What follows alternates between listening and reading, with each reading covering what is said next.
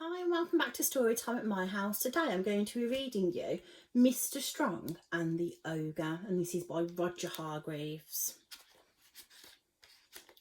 Mr. Strong is the strongest person in the world. He is so strong he can balance an elephant on one finger. But quite recently it looked as though Mr. Strong might have met his match. One day Mr. Strong met little Miss Tiny on his way home from the shops. Little Miss Tiny was crying. "Whatever is the matter?" asked Mr. Strong. Little Miss Tiny told him she'd been walking back to her house carrying a lollipop over her shoulder when a huge, ugly ogre had leapt out from behind a bush blocking her path. "Give me your lollipop," the ogre had demanded.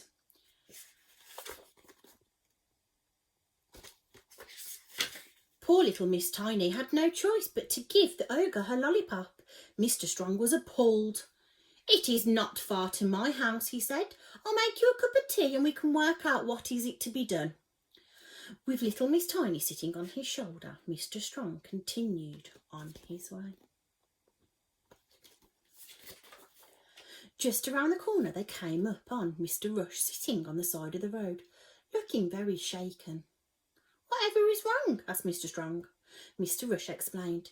He had been driving along the road when an enormous brute of an ogre had loomed up in the middle of the lane. "Give me your car," the ogre had demanded. Poor Mr. Rush had no choice but to hand over his car and watch helplessly as the ogre drove away in it.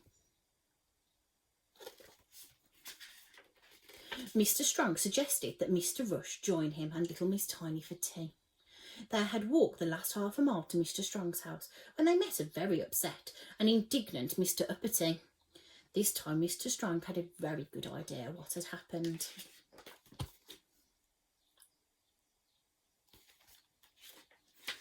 Mr. Uppity had been on the way to the bank to count his money when a huge, horrible ogre had stepped out from behind a tree, forcing Mr. Uppity to stop. "Give me your hat," the ogre had roared. Poor Mr. Uppity had no choice but to give the ogre his hat, which, not surprisingly, was far too small for the ogre.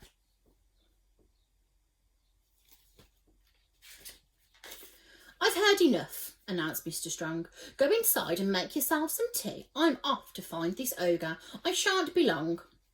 Mr. Strong had a pretty good idea where he might find the ogre. Behind his garden on the other side of the hill there was a cave in the woods. Sure enough, this was where Mr. Strong found the ogre, lounging in the entrance to the cave, eating little Miss Tiny's lollipop. The only trouble was, there was not one ogre, but three. They were brothers. The ogres slowly raised themselves to their full, menacing height. Undaunted, Mr. Strong marched up to the ogres and introduced himself. "Strong? You don't know the meaning of strong? Just look at ya," mocked the biggest ogre. "If I prove I'm stronger than the three of you, will you apologise to my friends and promise to stop bullying?" asked Mr. Strong.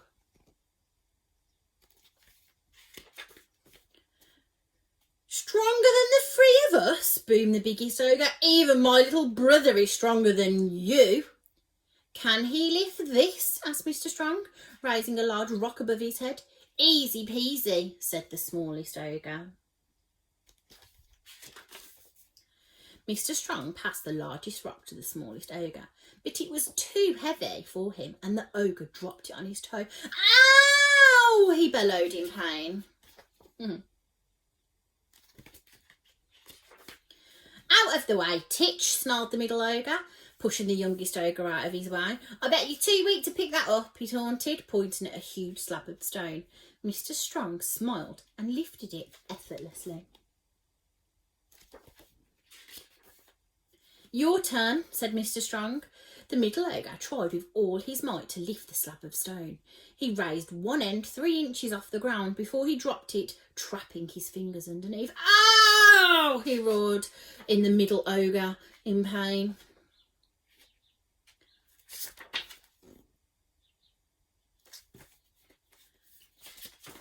"Let me have a go," thundered the third ogre, who was possibly the least clever of the three, but by far the largest. With an enormous effort, the biggest ogre lifted the stone slab above his head. "Beat that," he grunted through gritted teeth. But then his knees began to wobble, his legs started to tremble, his arms buckled, and the rock came down on his head, knocking him out cold.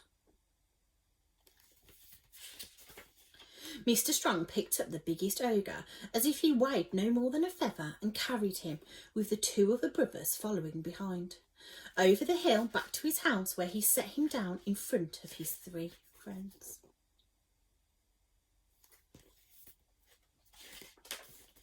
"Now we have got all that nonsense out the way," said Mr. Strong, "I think it is time you said sorry."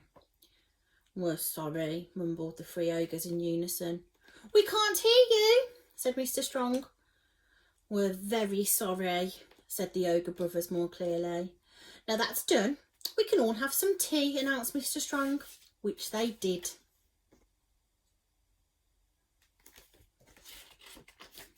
Although the ogres did not stay long, as tea parties are not really their thing. And that is the end. Thank you for listening to Storytime with me, and I'll see you again next time. Bye!